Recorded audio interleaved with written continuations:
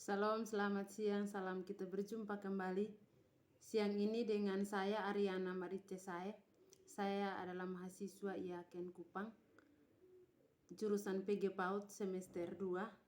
Kali ini saya akan mempresentasikan dari mata kuliah PKN, bab yang keempat, dengan judul Bagaimana Nilai dan Norma Konstitusional Undang-Undang Dasar 1945 dan Konstitusionalitas Ketentuan Perundang-undangan di bawah Undang-Undang Dasar.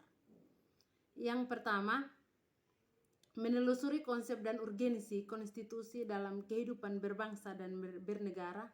Berikut ini terdapat daftar atau aturan dan hukum. Yang pertama, Dewan Perwakilan Rakyat memegang kekuasaan membentuk undang-undang. 2. Jangan berbicara saat mulut penuh makanan. Yang ketiga, menyeberanglah pada zebra cross dengan tertib dan hati-hati. Yang ketiga, Presiden menetapkan peraturan pemerintah untuk menjalankan undang-undang sebagaimana mestinya.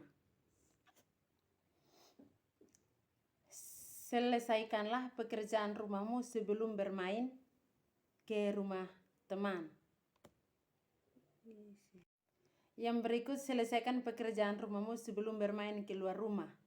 Yang peraturan yang berikut, Presiden dan Wakil Presiden memegang jabatan selama 5 tahun dan sesudahnya dapat dipilih kembali dalam jabatan yang sama hanya untuk 1 kali dalam masa jabatan. Yang berikut, seorang baru diperbolehkan memiliki surat izin mengemudi apabila sekurang-kurangnya telah berusia 16 tahun. Pada saat kita menemukan aturan atau hukum yang berisi ketentuan yang mengatur bagaimana pemerintah dijalankan, artinya kita telah menemukan bagian dari konstitusi. Konstitusi adalah seperangkat aturan atau hukum yang berisi ketentuan tentang bagaimana pemerintah diatur dan dijalankan.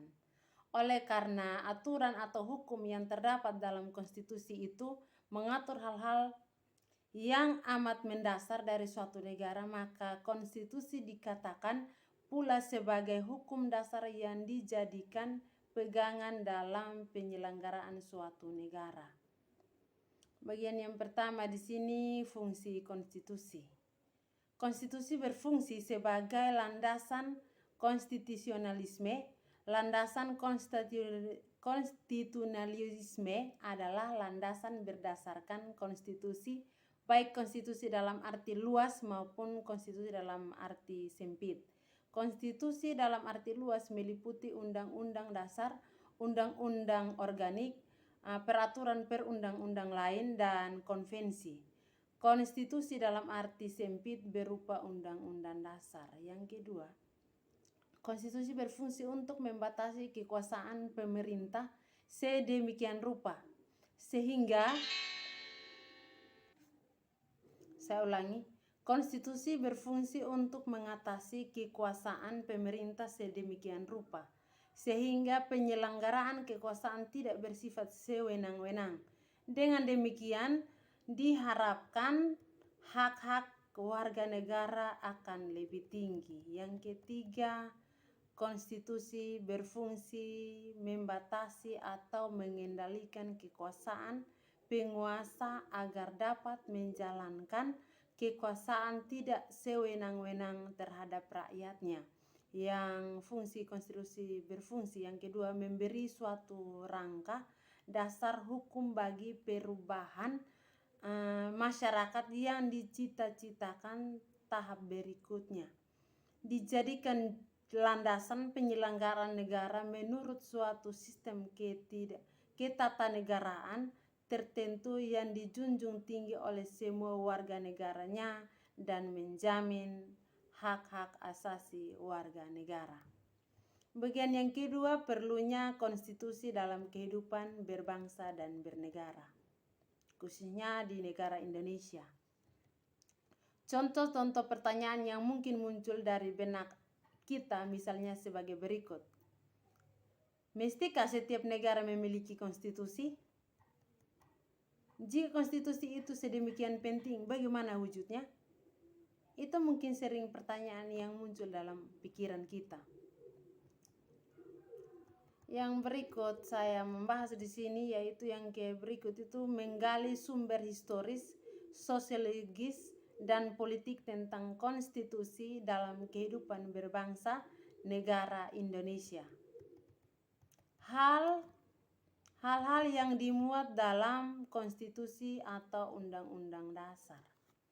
Yang pertama, eksekutif dan yudikatif. Pada negara federal, pembagian kekuasaan antara pemerintah federal dan pemerintah negara-negara bagian dan tentang prosedur menyelesaikan masalah penyelenggaraan yurisdiksi oleh salah satu badan pemerintahan.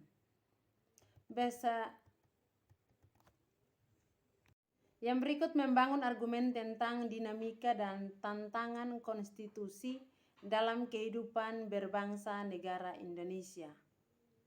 Dinamika konstitusi yang terjadi di Indonesia adalah sebagai berikut. Konstitusi Undang-Undang Negara Republik Indonesia 1945 itu adalah masa kemerdekaan. Konstitusi RIS itu pada tahun 1945. Undang-Undang Dasar 19 itu terjadi 1950. Undang-Undang Dasar NRI 1945 yaitu masa Orde Lama, dan UUD NRI 1945 pada masa Orde Baru. Beberapa tuntutan reformasi itu adalah mengamandemen Undang-Undang NRI 1945, menghapuskan Dokter Dui fungsi Angkatan Bersenjata Republik Indonesia.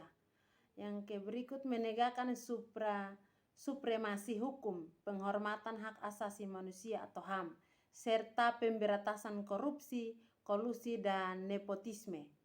Yang keempat, melakukan desentralisasi dan hubungan yang adil antara pusat dan daerah. Yang berikut mewujudkan beberapa mewujudkan kehidupan demokrasi. Yang berikut mendekspresikan esensi dan urgensi konstitusi dalam kehidupan berbangsa negara. Sebagai hukum dasar dan hukum tertinggi negara, maka peraturan perundangan di bawah Undang-Undang Negara Republik Indonesia 45 isinya bersumber dan tidak boleh bertentangan dengannya. Misalnya isi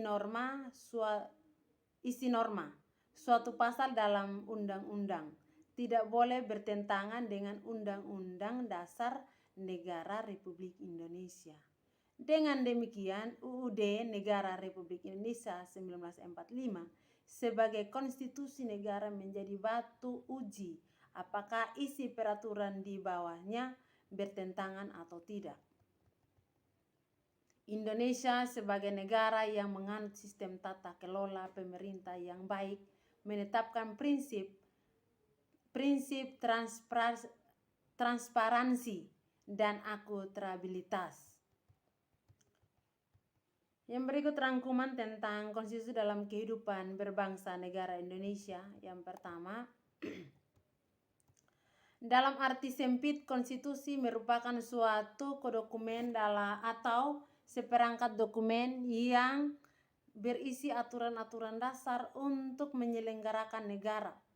Sedangkan dalam arti luas, konstitusi merupakan peraturan baik tertulis maupun tidak tertulis yang menentukan bagaimana lembaga negara dibentuk dan dijalankan.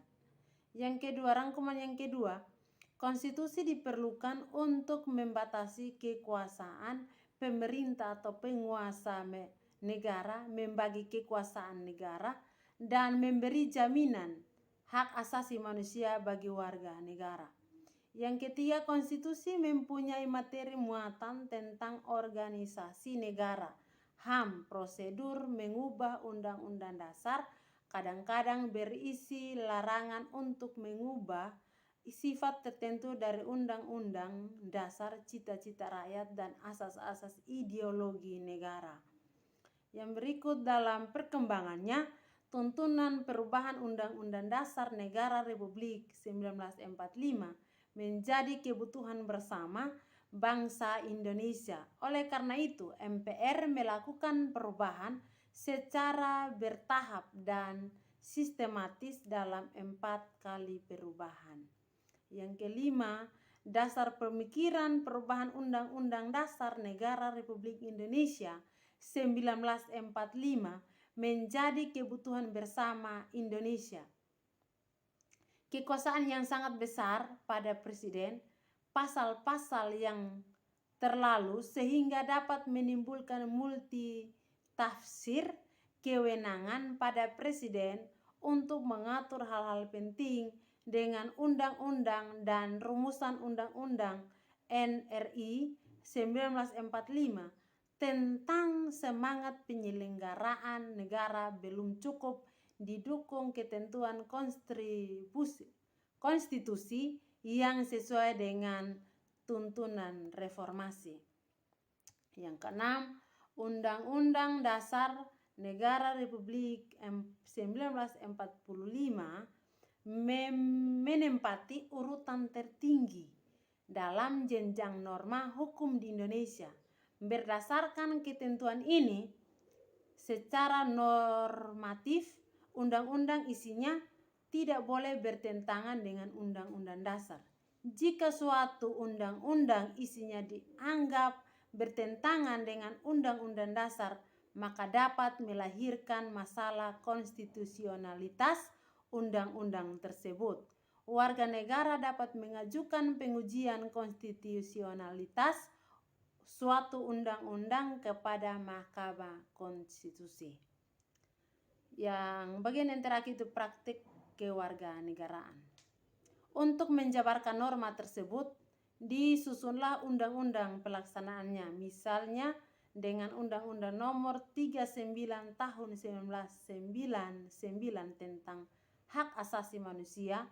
Ada juga undang-undang lain yang dimaksud untuk melaksanakan ketentuan mengenai HAM yang ada di Undang-Undang Dasar Negara Republik Indonesia tahun 1945. Demikian apa yang sudah saya sampaikan atau presentasikan dari mata kuliah PKN bab 4.